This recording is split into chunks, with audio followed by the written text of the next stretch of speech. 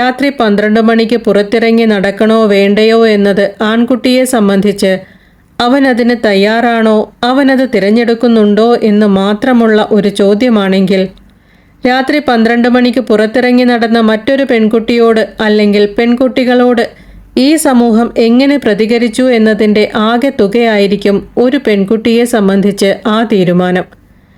അതിക്രമങ്ങൾക്കിടയായ പെൺകുട്ടികൾ എന്തുകൊണ്ട് പ്രതികരിക്കുന്നില്ല, എന്തുകൊണ്ട് പേര് പറയുന്നില്ല, എന്തുകൊണ്ട് വെളിച്ചത്ത് വരുന്നില്ല, എന്തുകൊണ്ട് നേരത്തെ പറഞ്ഞില്ല എന്നൊക്കെ വിലപിക്കുന്നതിന് മുൻപ് അത്തരത്തിൽ പുറത്തുവന്ന മനുഷ്യരോട് നമ്മൾ എന്താണ് ചെയ്തത് എന്നതിനെപ്പറ്റി ഇനിയെങ്കിലും ആത്മവിമർശനത്തോടെ ചിന്തിക്കാൻ സ്ത്രീയും പുരുഷനുമടങ്ങുന്ന ഇവിടുത്തെ സമൂഹം തയ്യാറാകണം.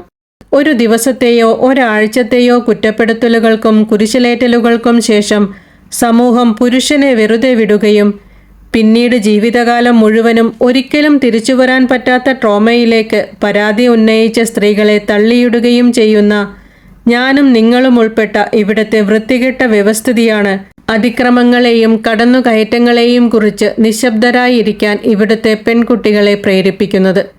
ഈ വ്യവസ്ഥിതി തിരുത്തിയതിന് ശേഷം മാത്രമേ എന്തുകൊണ്ട് നേരത്തെ പറഞ്ഞില്ല, എന്തുകൊണ്ട് പേര് പറയുന്നില്ല, എന്തുകൊണ്ട് വിളിച്ചു പറയുന്നില്ല എന്ന് ബഹളം വയ്ക്കാൻ പാടുള്ളൂ.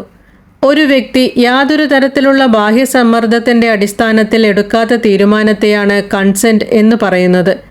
തൊഴിൽ മേഖലകളിൽ ഒരു വ്യക്തിയുടെ മേൽ അധികാര പ്രയോഗം നടത്താൻ പറ്റുന്ന CEO, മാനേജിംഗ് ഡയറക്ടർ, സീനിയർ ഉദ്യോഗസ്ഥൻ ഈ തരത്തിൽ ബലമായി കൺസെന്റ് വാങ്ങിക്കാൻ കഴിയുന്ന ഒരു പവർ പൊസിഷനിൽ ഇരുന്നു കൊണ്ട് അവരിൽ നിന്നും ഒരു സമ്മതം നേടിയെടുക്കാൻ ശ്രമിക്കുന്നത് പോലും കൺസെന്റ് അല്ല.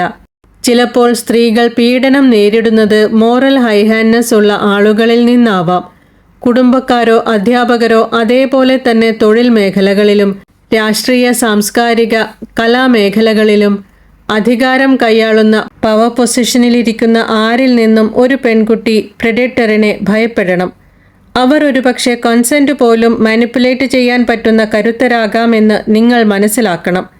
രാഷ്ട്രീയമായ ഉന്നതങ്ങളിലിരുന്ന് സാധാരണ വ്യക്തികളെ ഭീഷണിയും പ്രലോഭനങ്ങളും നിങ്ങളുടെ മറ്റ് അധികാര പ്രയോഗങ്ങളും കാണിച്ചു കൊടുത്തുകൊണ്ട് താൽക്കാലികമായി നേടിയെടുക്കുന്ന സമ്മതം അത് കൺസെന്റ് അല്ല.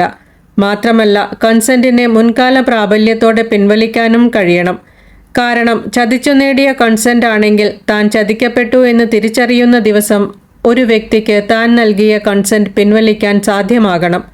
അല്ലാതെ അന്ന് അനുവദിച്ചതുകൊണ്ട് ഇന്നും അനുവദിക്കണമെന്ന് സമ്മർദ്ദം ചെലുത്തി നേടിയെടുക്കാൻ സാധിക്കുന്ന ഒന്നല്ല കൺസെന്റ്.